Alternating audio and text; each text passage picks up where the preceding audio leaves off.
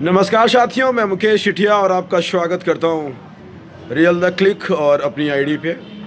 साथियों, मैंने पहले ही आप लोगों को बता रखा है कि मैं जो भी प्रत्याशी हैं, जो पंचायत चुनाव होने वाला है, जो भी ग्राम सभा के प्रत्याशी हैं या पंचायत के प्रत्याशी हैं, मैं उनके साथ बातचीत करूंगा, उनके विचार को साझा करूंगा, उनके विचार को जानूंगा।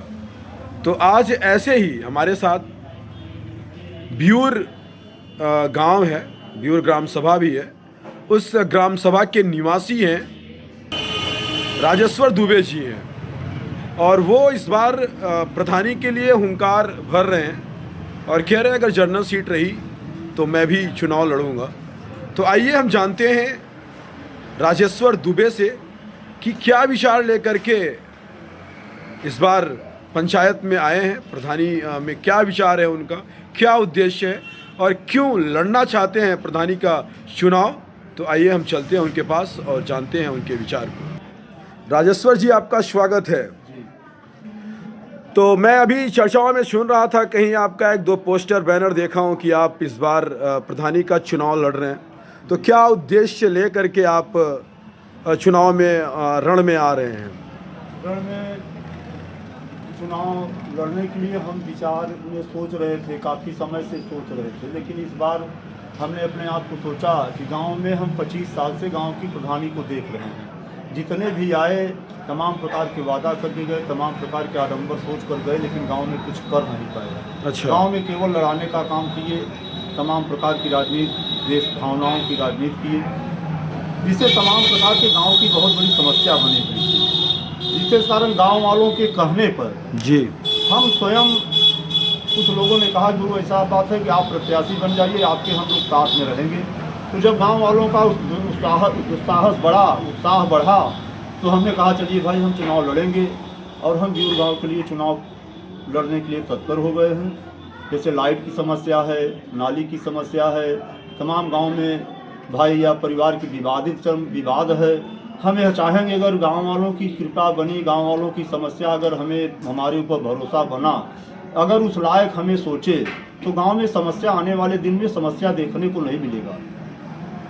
बिल्कुल, जिस भी प्रकार से होगा, किसी भी प्रकार से होगा, उस समस्या को हम हल करने का प्रयास करेंगे। तो जैसे अभी आपको क्या लगता है कि आपके गांव में किस चीज़ का अभाव है जिसको आप पूरा करना चाहते हो?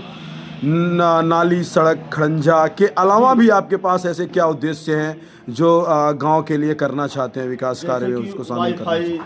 हमारे गांव में भी हो जाए। क्या वाईफाई में क्या मतलब? वाईफाई हो जाएगा तो उससे बच्चों को पढ़ने के लिए मतलब आसान होगा। अच्छा, आप ये कहना चाह रहे हैं कि एक कोचिंग टाइप का और एक कंप्यूटर ऑनलाइन क्लासेस टाइप का आपके यहाँ? हमारे यहाँ जो भी बच्चे मतलब नया युवक बच्चे जो भरेंगे, वो अपने विकास के लिए अपने गांव में ही वह परीक्षण ले सकते हैं। बहुत बढ़िया। और भी कुछ आपका उद्देश्य है इसके अलावा? सिलाई का कार्य हुआ या मतलब सिलाई, कढ़ाई, बुनाई, जो भी हमारे गाँव की बहुएं या बच्चियाँ जो भी आगे जाना चाहती हैं, उन सब के लिए हम सरकार से भी प्रयास करेंगे, ब्लॉक से भी प्रयास करेंगे, ताकि दौड़ करके मेहनत करके लाएंगे, ताकि हमारे गांव में ही सारी परीक्षा उनको उपलब्ध कराया जाए। तो आप प्रधानी का चुनाव लड़ रहे हैं, तो प्रधानी के क्या क्राइटेरिया होते हैं, क्या उसके पावर होते हैं, क्या उसके ताकत होते हैं, क्या आप जानते हैं?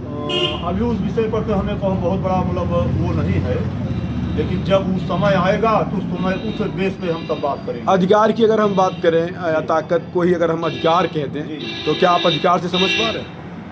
अगर अधिकार हुआ हमें गांव वालों ने दिया, नहीं, मान लेते हैं अगर आपको वो अधिकार मिल गया, बन गए, राजेश्वर दुबे प्रधान बन गए ब्यूर के, तो फिर क्या वो शामिल करना चाहते हैं अपने गांव के विकास में? विकास को लिए बता दिए ना भैया, किसी भी समस्या का समाधान हल करना ही हमारा परम कर्तव्य है। अच्छा, किसी भी समस्या का हल। तो साथियों, ये राजेश्वर दुबे जी हैं, आप इनको भली भांति सुन रहे हैं, इनको पहचान भी लीजिए।